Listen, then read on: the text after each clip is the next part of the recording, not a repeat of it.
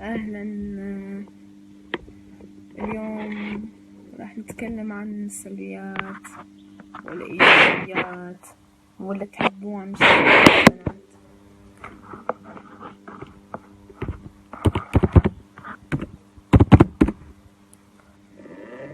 أتمنى يكون في فضل عليكم ومساء الخير أو صباح الخير عليكم من وين ما كنتوا.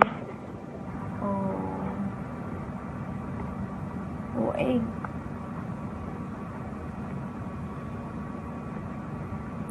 نورك هذا تسلم لي.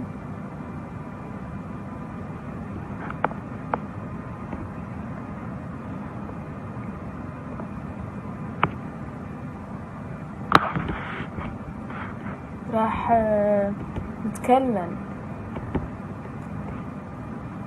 عن السلبيات والإيجابيات، بس خلي يصير شوي عدد معقول حتى نبدي الكلام بالسلبيات والإيجابيات. وحتى إذا تحبون أني أقرأ التعاليق اللي أنتوا تكتبوها وتقولوا لي السلبيات والإيجابيات.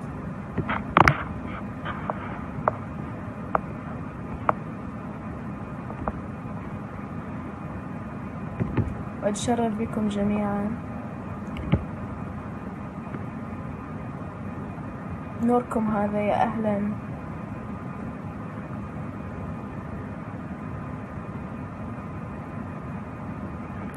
أنا حاليا أسكن بأستراليا، فمن هيك قلت لكم مساء الخير.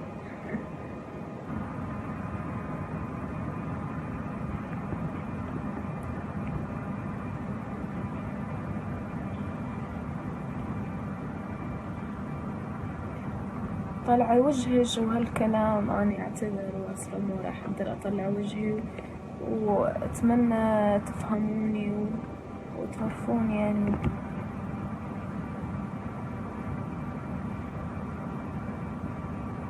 نوركم هذا، يا أهلا، نتشرف فيكم.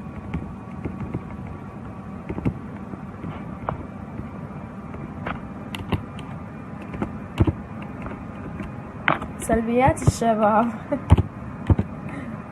سلبيات الشباب ناقص لهم يعني تغيير جنس. معظم الشباب، يعني ما أقصد الكل. فأنا مرات أحس نفسي يعني أرجل من الشباب، لأنه هالبناطيل اللي جاي يلبسوها اللزق تحس إنهم راح ينفجرون بيها. ما أدري، تخيلهم هم البنات مو هني.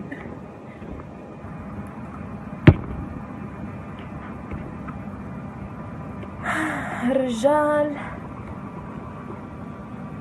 احنا هسه ما علينا بالاخلاق وهالكلام، لا على مود المية تحسب انه مثلها الرجال يكون عنده لحية، ما يحف حواجبه، شعره يكون معدل، مو مدري مستشور لي شعره وهالكلام هذا، ولابس لي قميص وردي، وبعد شلون البنطلون كحلي يكون، لا مو كحلي، بعد بيجي، حتى على اساس الوردي يبرز.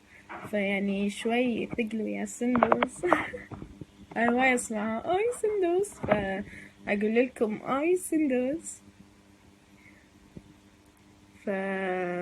أي سلبيات يا البنات أو يا الشباب عندكم، تفضلوا اكتبوها حتى أبدي أقراها وشوي نضحك. ما عليكم صوت، يعني هيك صوتك أخي، وغصبا عليكم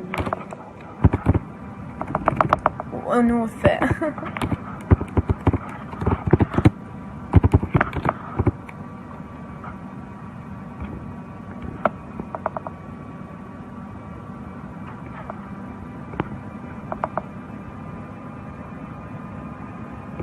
ومن سلبيات الشباب بحياتنا إنه ما لهم هدف بالحياة. تسألهم شنو حابب تصير بالمستقبل، يظل يضحك. أنا في هيجي هواي علي، يعني هيج هواي علي، ما لهم أمل بالحياة. فأتمنى هذا الشي يتغير بيكم، يظل عندكم شوي أمل بالحياة. وماذا أقصد عن أكثرية الشباب؟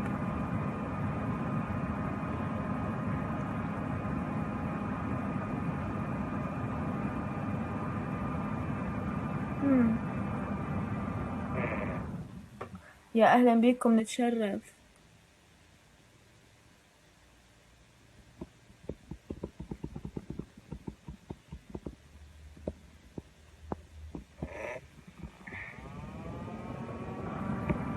نوركم يا أهلا.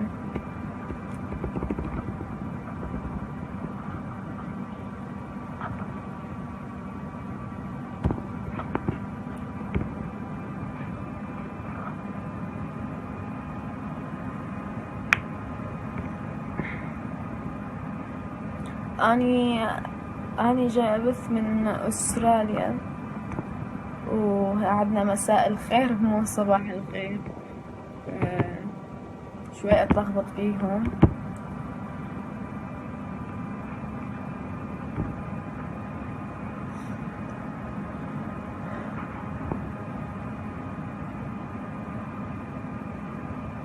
يا أهلا بكم، السلام عليكم. طبعا أنا شوي مريضة لا تقلدون، واللي مو عاجبه هذه مشكلته. فأتمنى شوي يا الشباب اللي ساعة أحكي عن الشباب كذا والشباب كذا، والشباب لازم يحسنون حتى أخلاقهم بالكلام، لأنه هذا الكلام اللي جاي تحكيه أو جاي تشتم أو تسب،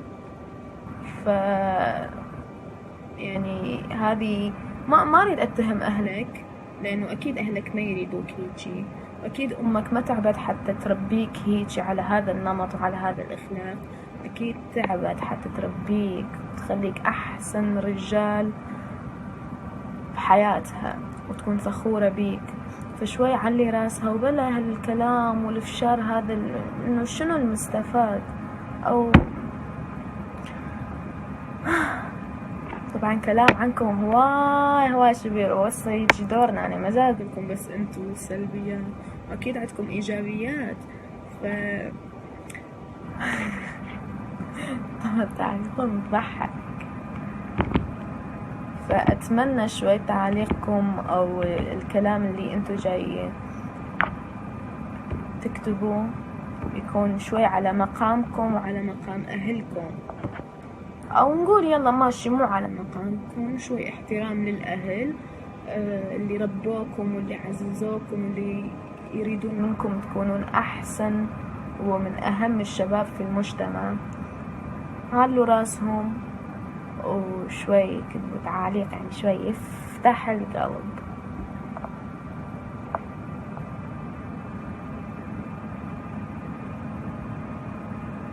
أني ما جاي أحكي إنه مو كل واحد يلبس ضيق يعني مو رجال. أنا جاي أحكي عن الستايل لازم يتغير بالوطن العربي كله، مو بس بالعراق، الوطن العربي كله. هسه إذا تروح مصر، تروح فلسطين، تروح سوريا، تروح لبنان، تروح العراق، ليبيا، السعودية، الإمارات، وين ما تروح في الوطن العربي جاي أشوف هيج نماذج، أو حتى على الصور اللي على السوشيال ميديا اللي جاي أشوفهم أني مثلا الصفحات اللي أزورهم، أكيد أنتوا تصادفون سعودي، تصادفون لبناني، فجاي أشوف مجتمعنا العربي هواي جاي يصير عنده حركات أنوثية، وأنا ما جاي أعمم الكل، لا بالعكس، فأتمنى تفهموني.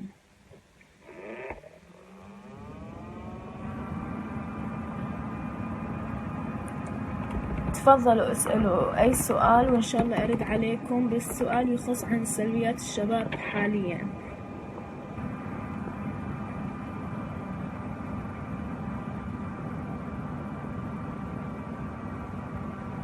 وأني مو جاي تقولوا لي إنه أنت منين وأنت هالكلام، كلنا أخوة وكلنا عرب، لأنه عندنا من جميع أنحاء العالم جاي يتابعونا. هسه انتبهت، عندنا مصريين وعندنا فلسطينيين وسوريين جاي يتابعونا، أتمنى بدون تفرقة. وتفضلوا اسألوا أسئلة عن السلبيات والسلبيات للشباب.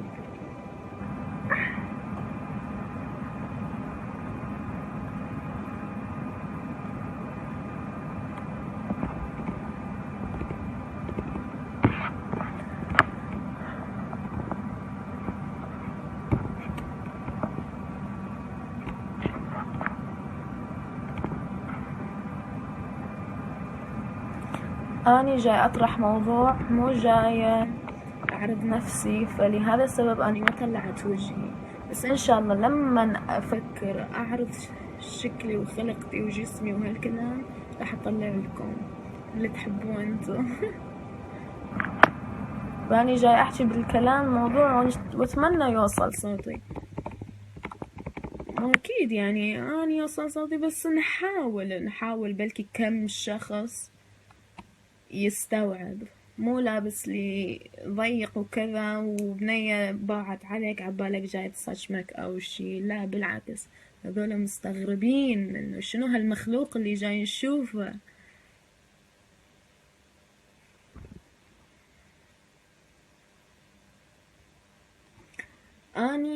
أني من وين؟ راح أرد عليكم. أني من وين؟ أني شخبط لخبط، بس أصلا عراقية.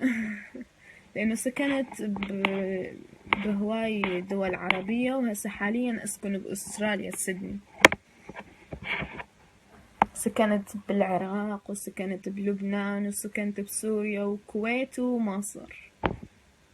تخيلوا يعني حياتي كلها قضيتها أسكن من هالدولة لفلان دولة ومن فلان دولة لفلان دولة، وهسه استقريت الحمد لله والشكر هنا بأستراليا.